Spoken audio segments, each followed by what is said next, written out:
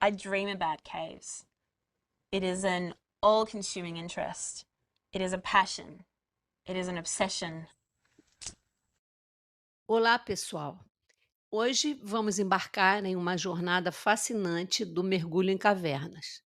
Apresentaremos a complexidade de tal atividade comparada aos outros tipos de mergulho, bem como a importância da exploração destes locais, muito deles ainda virgens. E o ponto alto do vídeo é sobre a vida de um dos principais mergulhadores, que é uma mulher, conquistando seu espaço pela sua habilidade e competência numa atividade predominante masculina. Eu me atrevo a denominá-la como a destemida do mergulho. Não se esqueça do seu like, comentar, compartilhar e se inscrever no canal para que o YouTube considere este vídeo relevante, resultando em maior visibilidade do canal a outras pessoas. Para melhor entender a complexidade do mundo do mergulho amador, temos que apresentar as principais diferenças entre as modalidades. O mergulho open water, o mais comum, qualifica o mergulhador a atingir a profundidade de 18 metros, básico, a 40 metros avançado, não ultrapassando os limites de descompressão, e é possível o mergulhador emergir a qualquer instante do mergulho. O mergulho técnico ultrapassa esses limites, necessitando paradas descompressivas em determinadas profundidades estabelecidas no planejamento e a utilização de misturas gasosas como trimix, variando as porcentagens de hélio, oxigênio e nitrogênio. Portanto, o mergulhador não deve emergir a qualquer momento sem pagar a penalidade da descompressão, sob pena de doença descompressiva que pode até levar à morte. Existe, então, um teto virtual. Mergulho em naufrágios e cavernas que requerem a entrada do mergulhador em um ambiente confinado, onde existe um teto físico que impede a subida do mergulhador. Dependendo do tempo e profundidade do mergulho, pode ser necessário aplicar os requisitos do mergulho técnico. A grande diferença entre naufrágio e caverna é que no primeiro é possível obter um mapa da estrutura, pois foi construído pelo homem, enquanto a caverna, feita pela natureza, necessita ser mapeada pelo homem. Estas áreas virgens são um grande desafio e elevados riscos. Para o perfeito entendimento da destemida do mergulho, que é uma lenda no mergulho de caverna, desbravadora de áreas onde nenhum humano tinha sido capaz de entrar, torna-se necessário apresentar o seu passado, que talhou a sua personalidade, seus objetivos e realizações. I'm Agnes Miloka, and this is my world. Agnieszka Milovka nasceu em 23 de dezembro de 1981 em Częstochowa, Polônia. Aos 10 anos de idade, sua família se mudou para Melbourne, Austrália. A família de Agnes costumava realizar caminhadas por trilhas em florestas e durante essa jornada seus pais costumavam falar Passia, Pizgoda, Risco, logo antes de empreender algo espontâneo e arriscado quando o resultado era desconhecido, tornando-se um lema da família. Agnes cresceu com isso e adotou este lema, definindo sua atitude em relação à vida. Passion, Dairy e Adventure. Paixão, ousadia, aventura. Seu background acadêmico teve início no Caulfield Grammar School, onde realizou o ensino médio. Se destacando por ser campeã de remo, foi eleita House Captain, como no filme Harry Potter, o irmão de Weasley, que era monitor-chefe da casa de Grifinória, e finalista do prêmio Victorian Certificate of Education, VCE. Curiosamente, o lema da escola é Labora Utriquiescas, que significa trabalhe duro para que você possa descansar contente. Ela é formada em 2 graduações, bacharel em Artes, História e Estudos Australianos e em Negócios, Marketing e Gestão de Eventos, pós-graduação em Arqueologia Marítima pela Flinders University.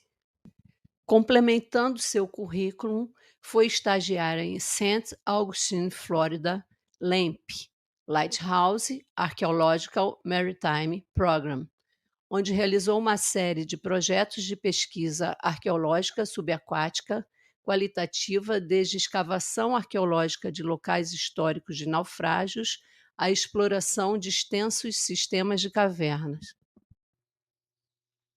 O amor pelo mundo subaquático nasceu quando fez um batismo de mergulho em Nigalu Reef, em 2002. O acaso, em conjunto com as belezas naturais da Austrália, que é conhecida internacionalmente, resultou nesta paixão. 2 semanas depois, conquistou a sua primeira certificação de mergulho, PADI Open Water. Durante sua graduação, ela foi associada ao Melbourne University Underwater Club, MOOC. Foi eleita presidente entre 2003 e 2005. O MOOC organizava cursos para iniciantes a técnicos e mergulhos todo fim de semana em Port Phillip Bay Heads e, periodicamente, em locais mais distantes. O MOOC teve uma grande importância na vida da Agnes, pois lá a oportunidade de exercer sua liderança e administração do clube consolidou seu amor pelo mergulho, realizando diversos cursos nesta área, além do suporte da verdadeira amizade de seus membros. Alguns deles chegaram também ao nível avançado de mergulho em cavernas. It's a lot of fun. It's deep, dark and dangerous. A paixão pelo mergulho em cavernas surgiu novamente ao acaso. Em 2004, num mergulho com snorkel em Picanini Point, no Monte Gambier, Agnes estava seguindo uma tartaruga quando esta nadou em direção a uma caverna escura, de onde surgiu um mergulhador vindo das profundezas. Em 2005, ela começou a mergulhar em cavernas. O fascínio de encontrar, fotografar e inspecionar naufrágios e explorar mais dentro de extensos sistemas de cavernas de forma espontânea e natural fez com que Agnes progredisse para mergulhar mais fundo, entrando, portanto, no mergulho técnico. Em suma, Agnes é certificada como Dive Master Advanced, Trimix, Advanced Cave, Deep Diver, DPV Scutters subaquáticas, Recovery Diver, O2 Pitman Rebriefer, circuito fechado não gera bolhas. Além do conhecimento gerado pelos cursos, Agnes tinha um dom nato para o mergulho, que foi aprimorado com a prática de mais de 1.100 mergulhos, 700 na Austrália e a grande maioria do restante na Flórida e poucos nas Bahamas e no Reino Unido. Em cavernas foram mais de 500 mergulhos. Mergulhar com alguns mergulhadores de renome contribuiu com a evolução da sua técnica de mergulho. Em destaque, Wesley Skiles, que é um dos pioneiros de mergulho em caverna, acima de tudo, se tornou um grande amigo, mentor e professor. Ela relata que, tendo ele como dupla, havia uma perfeita convergência de pensamentos, transformando em um mergulho bastante especial. Após o falecimento do seu amigo Wes em um mergulho, em entrevista à rádio SBS em polonês, Agnes foi perguntada se sentia medo de mergulhar. Ela disse que não tinha medo, reiterou seu amor pelo mergulho, sabia dos riscos por ser um esporte radical e consciente com a segurança para que continuasse a mergulhar por muitos anos. Good news is we're almost there. Had to dodge and weave all sorts of things in the river today. But the cave is coming up. Além da manutenção do preparo físico e mental em alto nível que a prática do mergulho em caverna exige, Agnes aprimorava suas habilidades em cavernas secas, já que estas não têm restrição de ar nem cumprimento das penalidades de descompressão. Vale ressaltar que em algumas cavernas necessitam passar por um trecho seco, levando todo equipamento para poder efetuar um mergulho na parte alagada.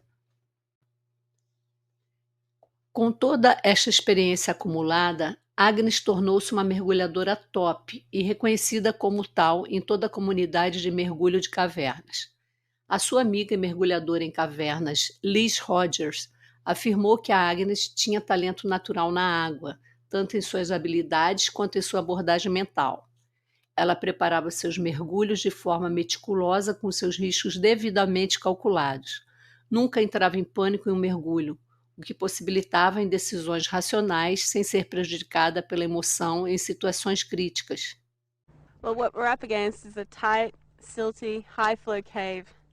So it's going to be hard work getting in there. Agnes cita que já ficou presa em lugares estúpidos tentando forçar um pouco os limites, mas quando isso acontece você tem 3 escolhas. Você pode entrar em pânico e morrer, desistir e morrer, ou controlar seus pensamentos, sentimentos e emoções e dar a si mesmo a melhor chance de sair viva. Agnes sabia que ao mergulhar no limite, quando não os ultrapassava, era uma atitude de altíssimo risco, sendo estes devidamente calculados. Porém, as recompensas eram superiores, o que corroborava tal atitude. Com isso, muitos a achavam agressiva. Acreditava, portanto, que se as pessoas não ousassem sair da zona de conforto, nada seria feito. Não foi assim nas grandes navegações para o descobrimento da América e do caminho para as Índias, onde uma frágil caravela enfrentou o outrora Cabo das Tormentas, agora Cabo da Boa Esperança? Realmente, realizar uma exploração de algum trecho virgem de uma caverna é uma caixa de Pandora, pois ao passar por uma restrição, não se sabe se vai abrir para uma câmara grande ou por outra restrição que impede a passagem, tendo que voltar de ré. Dependendo da qualidade do teto e suas paredes, pode desprender silt, reduzindo a visibilidade ou até mesmo desabando, fechando a entrada. Tudo é imprevisível, cabendo ao planejamento ser bastante detalhado e dotado de contingências.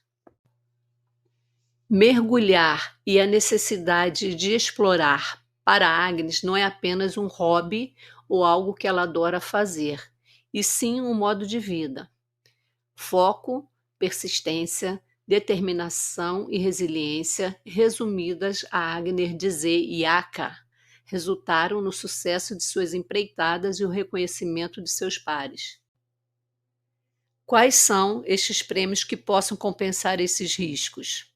Resume-se em ser a primeira, a melhor ou a supremacia do poder feminino? Não a Agnes. Vamos ver a seguir quais são as motivações.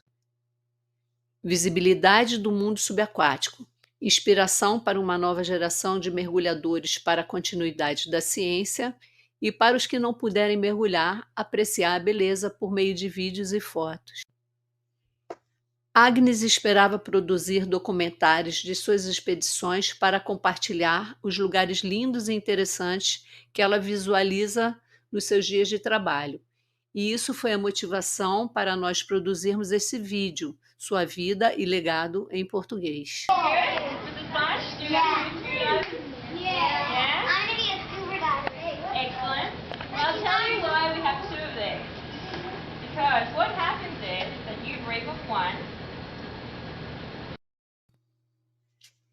Entendimento do sistema hidrológico assessorando nas políticas públicas. Um bom exemplo desta contribuição foi o projeto Peacock Basin Springs. Agnes e James Stolan provaram que as cavernas da região faziam parte do mesmo sistema por serem interligadas. Para proteger a qualidade da água do aquífero de poluição e contaminação, não bastava apenas ações em um ponto da nascente conhecida. Os mergulhos exploratórios realizados resultaram na ampliação da área do parque para que a proteção pelo Estado seja eficaz. Ela considerou que tal feito foi uma experiência brilhante e emocionante, pois diante de um labirinto de túneis subaquáticos é bem complicado achar o caminho correto e conseguir mapeá-lo.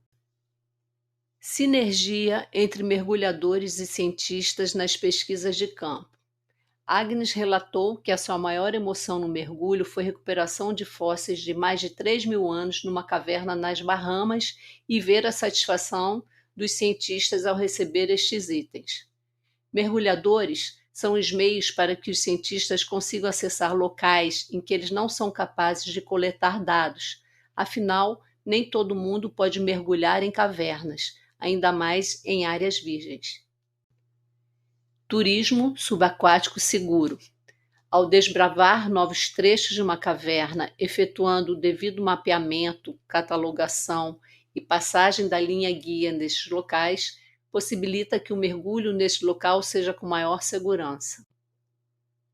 Após o trabalho duro e com motivações nobres e altruístas, teve como resultado o estabelecimento do recorde do mergulho em caverna mais longo da Austrália para uma mulher na expedição de 2009, perto de Cockle Beatty, recorde relevante para ela comparado com os feitos acima.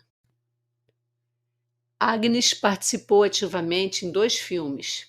Sanctum, de James Cameron. Apesar de ter atuado como dublê subaquático, ela contribuiu com a equipe do filme para dar mais realismo à ficção. E o curta-metragem Trimap como supervisora subaquático. Ela foi apresentadora e editora da série de TV Agnes Milovka Project, que tinha como objetivo dar visibilidade à população às belezas subaquáticas. Agnes, como assistente de fotografia e filmagem subaquática, participou de projetos pela Discovery Channel e das cavernas e buracos azuis das Bahamas pela National Geographic. Na área de pesquisa e arqueologia, ela participou dos seguintes trabalhos de campo: Baía de Port Phillip e na costa vitoriana pelo Maritime Heritage Unit of Heritage Victoria, Port Albert, Port Ellington, Victor Harbour, San Agostini pelo LAMP e Flinders University, University of Melbourne Zoology. Agnes publicou diversos artigos científicos. Seus trabalhos tiveram devido reconhecimento pela comunidade científica, inclusive sendo premiada pelos seus feitos. Ela foi palestrante em várias conferências relacionadas ao mergulho, dentre elas a OzTech 2009 e Eurotech 2010. Tank Cave é uma das maiores cavernas subaquáticas da Austrália, localizada em Mount Gambier, no sul da Austrália. Ela apresenta um sistema semelhante a um labirinto que parece uma teia de aranha selvagem, com mais de 7.010 metros de passagens e água cristalina para mergulhadores explorarem. Talvez um dia a caverna possa ultrapassar 10 quilômetros com a exploração das áreas virgens. Sua entrada fica em uma propriedade privada e a Cave Divers Association of Australia, CDAA, controla o acesso. Existe um buraco com uma escada curta para acessar a entrada, que é subterrânea. Esta é uma caverna perigosa que apresenta desafios devido ao seu sistema complicado, com diversos espaços apertados e natureza fechada, exigindo não só a certificação Advanced Cave, como mergulhos preliminares de familiarização e o estrito cumprimento dos protocolos de mergulho. O teto e as paredes macias e moles da caverna podem resultar em queda de silt, sedimento fino, dificultando de forma significante a visibilidade. Agnes considera Tank Cave única na região do Monte Gambier. Trata-se de uma verdadeira joia da coroa. A caverna é impressionante, é relativamente rasa, profundidade máxima de 20 metros, não há fluxo para lutar e ainda há muito potencial para exploração. Até mesmo os mergulhos na linha de ouro são bastante emocionantes, porém nas passagens laterais exigem saltos. A grande vantagem de uma caverna rasa como Tank Cave para outra profunda, que esta exige um tempo demasiado para descompressão. Temos o exemplo do perfil de mergulho feito pelo Dr. Harris em uma caverna na Nova Zelândia. Ele atingiu o objetivo de 245 metros com 35 minutos.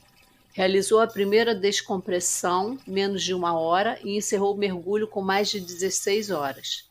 Em suma, nas rasas, o mergulhador tem mais tempo de diversão.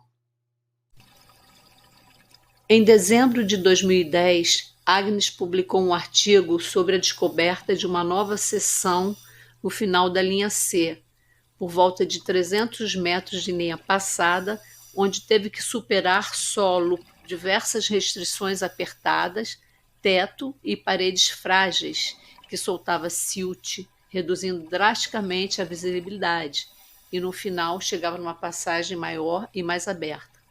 Neste mergulho foi realizada a radiolocalização com Pinger, iniciando o processo de mapeamento desta área virgem da caverna. Em 27 de 2 de 2011, Agnes com seu dupla iniciaram um mergulho de exploração em local virgem de Tank Cave. Em determinado ponto, havia uma restrição bem estreita, e segundo o planejamento traçado por eles, ficou definido que Agnes faria a exploração e o dupla aguardaria. Antes de qualquer crítica a Agnes por prosseguir sozinha, já que contraria uma regra do mergulho comum, porém, na modalidade cavernas, o mergulho solo é comum em situações com baixa visibilidade ou restrições severas, que foi o caso. Em determinado ponto, Agnes, para poder continuar avançando, decidiu retirar o cilindro de redundância. Provavelmente por alta confiança em sua capacidade e desejo de cumprimento da missão, Agnes violou a principal regra do mergulho de cavernas, que é a redundância de equipamentos, nesse caso, o seu suprimento de ar. Pelo fato das paredes e teto serem macios e moles, soltou bastante silt, que resultou em precária visibilidade. E como Tank Cave tem um fluxo d'água quase nulo, demorou dias para decantar estes segmentos. Passado determinado tempo estabelecido no planejamento do mergulho, o dupla retornou para a superfície. Ultrapassados 30 minutos do retorno planejado para Agnes, sem a presença dela na superfície, por volta das 13h45, foi dada como desaparecida e comunicado tal fato à polícia. A polícia, com o auxílio dos mergulhadores da CDAA, todos os amigos da Agnes, planejaram uma operação de resgate que foi bastante complicada em face da complexidade de Tank Cave, aliada à presença de silt. Os mergulhadores localizaram o corpo dela na tarde do primeiro dia. O corpo da Agnes não estava preso, submerso a 20 metros, cerca de 550 metros da entrada da caverna e 5 metros do cilindro reserva, que ainda continha 176 bar. A recuperação do corpo levou vários dias devido à grande dificuldade do caminho de retorno e à visibilidade restrita pelo silt. A polícia declarou a causa-mortes afogamento quando acabou o ar de seu cilindro. Estes são os fatos. Entre a separação de seu dupla até o seu último respiro, somente Agnes e Deus sabem do ocorrido. Infelizmente, existem diversos vídeos sobre o acidente que fazem afirmações de algo sem comprovação. A dúvida que ficou no ar seria se Agnes conseguisse achar seu cilindro de redundância, ou melhor, se ela cumprisse a importante regra da redundância, qual seria o resultado? Em face da visibilidade praticamente zero, aliada à possibilidade de não ter encontrado, por este motivo, a linha que passou, só podemos afirmar que ela teria mais tempo para tentar chegar na superfície. Como a própria Agnes disse, existem riscos inerentes ao mergulho de cavernas que seria até criminoso afirmar o contrário, podendo levar à morte do mergulhador. Ainda mais quando se procede nos limites da segurança, o risco passa a ser exponencial. Afinal, é um ambiente perigoso que deve ser sempre respeitado. Mesmo cumprindo todos os protocolos desta modalidade, o risco ainda permanecerá, porém, relaxando tais regras, aumenta significativamente a probabilidade da ocorrência da fatalidade. Existem diversos comentários na internet criticando a Agnes em ter assumido riscos, fazendo analogia com Ayrton Senna na Fórmula 1, que da mesma forma assumiu riscos. Não vemos críticas a respeito e ele produziu um legado restrito apenas ao seu esporte, ao contrário da Agnes. Provavelmente, tais críticas foram provocadas por desconhecimento de sua trajetória de vida que procuramos apresentar. Agnes viveu a vida intensamente, fez muitos amigos, tendo seu grande sorriso e a sua gentileza como marca registrada. Ela colocou muita energia em compartilhar suas paixões aos outros.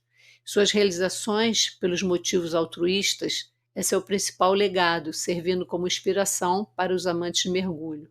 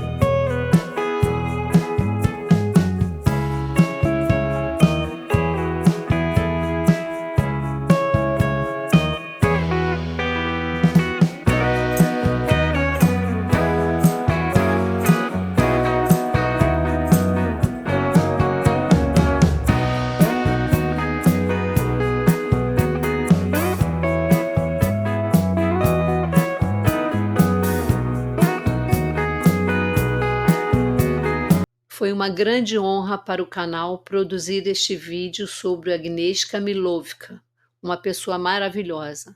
Agradecemos o apoio prestado por pessoas que preferiram ficar anônimas na produção deste conteúdo. A seguir, memórias da Agnes Miłowska, imagens marcantes e a sua voz recuperada de eventos isolados. Maiores informações sobre ela, acesse www.agnesmiłowska.com. Like off the boat. This is it. Check this out. We'll leave the Titanic water behind. Well, this cave's pretty rarely dived, so we're pretty lucky to be here having a look at it.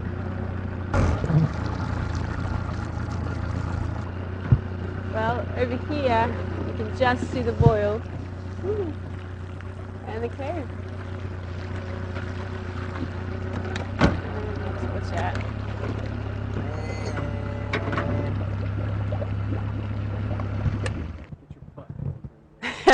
I'm gonna get in. That thing is not. It's gonna be a major hassle. But we'll see. We'll try. Cave diving has become a sport and a hobby. I guess originally cave diving, every cave diver was an explorer because to go down underground with dive gear that was hardly suitable for the task, that was something that very few people were willing to do.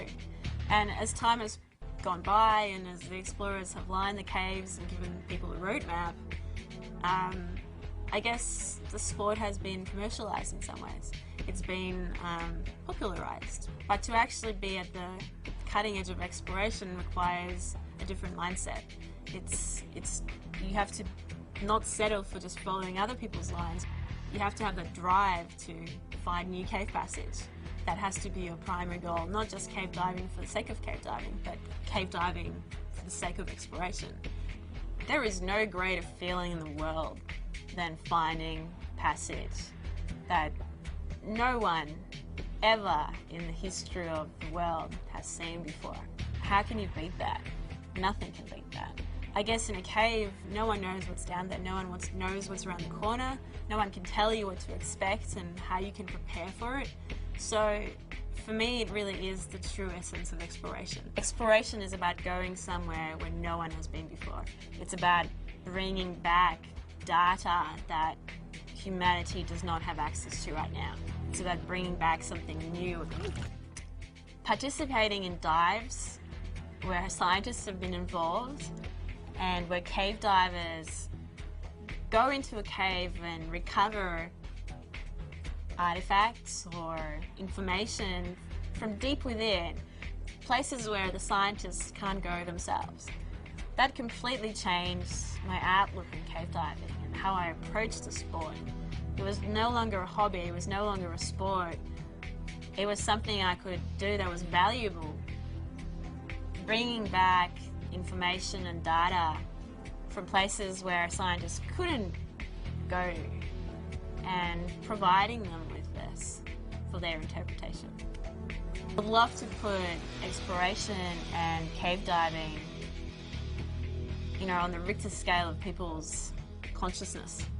I would like them to be aware that cave diving exists and you can explore inside caves and you can find new things and you can push the boundaries and discover new creatures and find the remains of cultures long lost or the remains of animals that graced the earth, thousands of years ago. There's so much down there to say that there are no risks associated with cave diving. The sport of cave diving can see you become a dead diver. There's no gentle way of putting that. It's like any pursuit that is inherently dangerous. If you are pushing the boundaries of that sport, you will find yourself taking on bigger and bigger risks. To me, those risks are worth it because the rewards are worth it.